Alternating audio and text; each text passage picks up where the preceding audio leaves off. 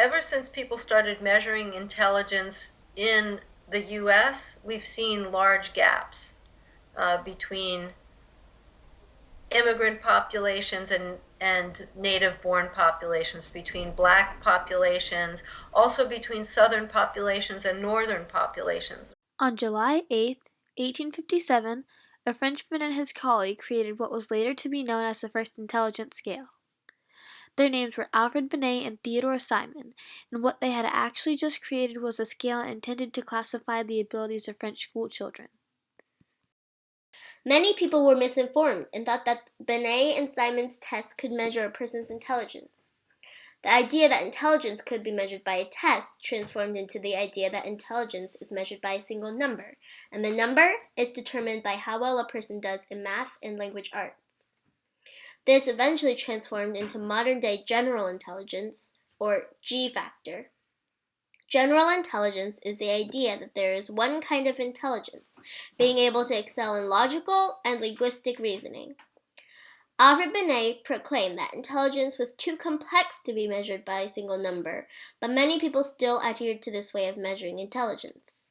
The traditional use of intelligence testing fails to represent different kinds of abilities and intelligences in and out of the classroom through cultural, environmental, and authors' biases. The newer tests that are well developed, they're not perfect by any means. They have substantial gaps in what they measure. Culture makes intelligence testing specifically challenging.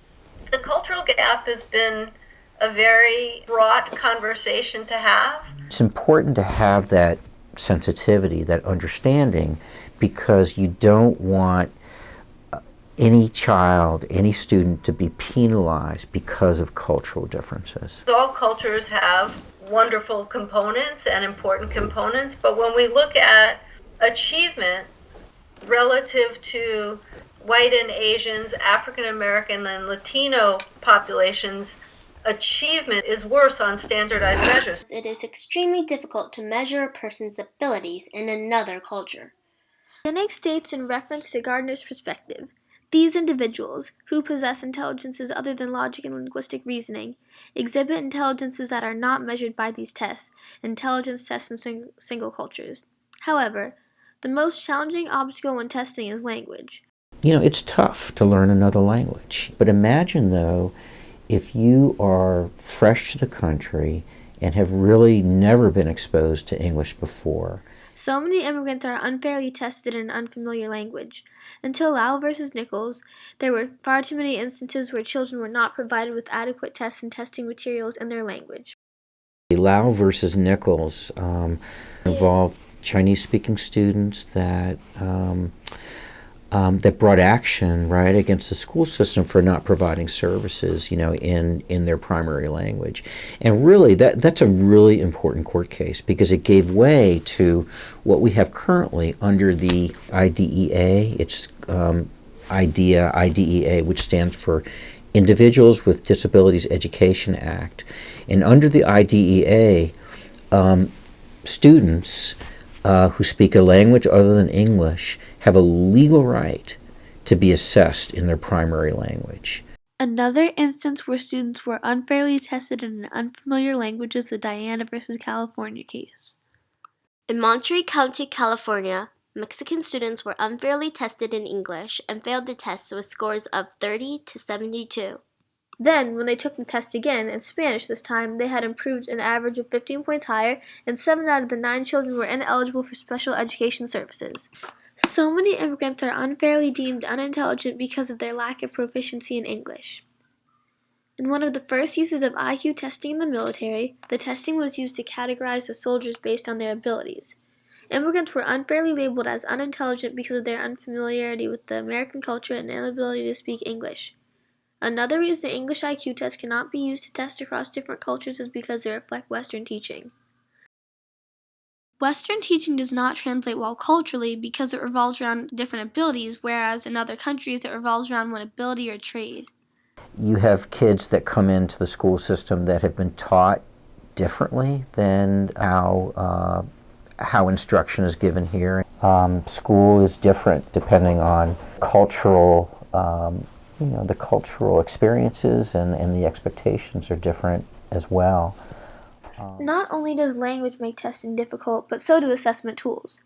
A culturally fair assessment tool is one that is blind, culturally speaking.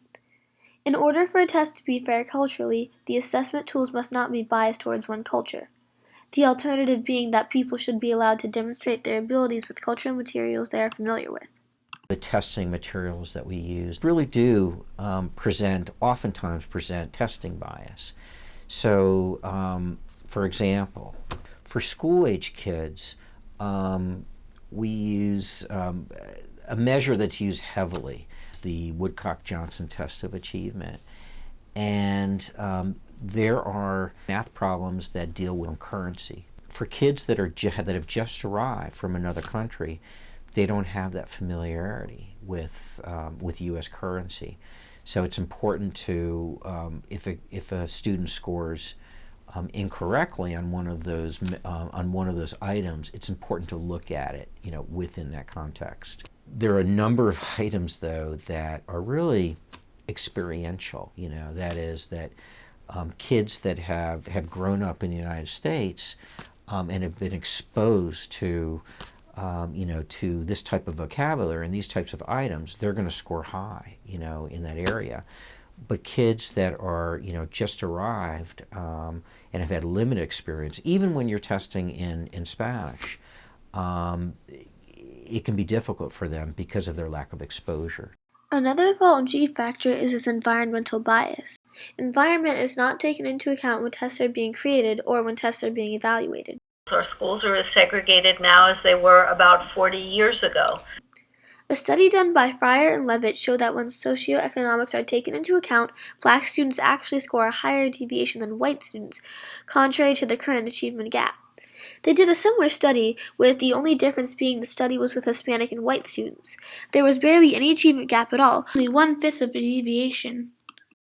It's generally the case where you have high populations of brown and black students. That's also a high poverty school.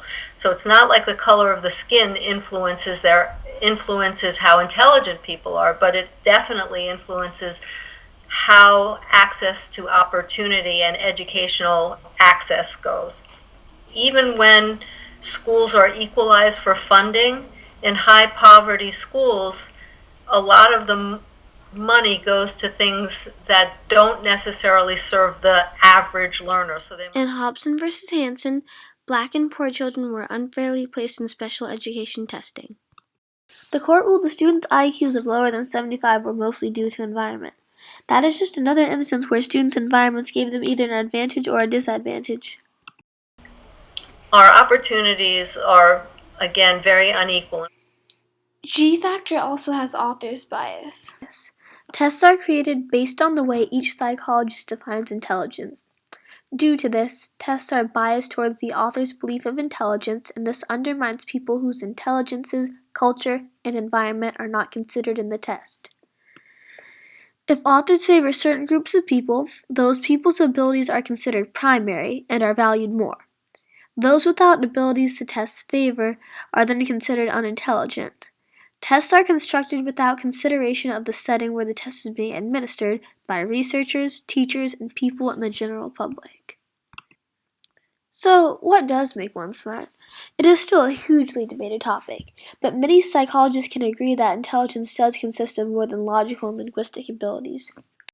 Not only that, but they agree it consists of many different intelligences, and that culture and environment should be taken into account when tests are being formulated and evaluated. So, to summarize intelligence, if you judge a fish on its ability to climb a tree, it will spend its whole life believing it is stupid. In other words, the fish can do many things.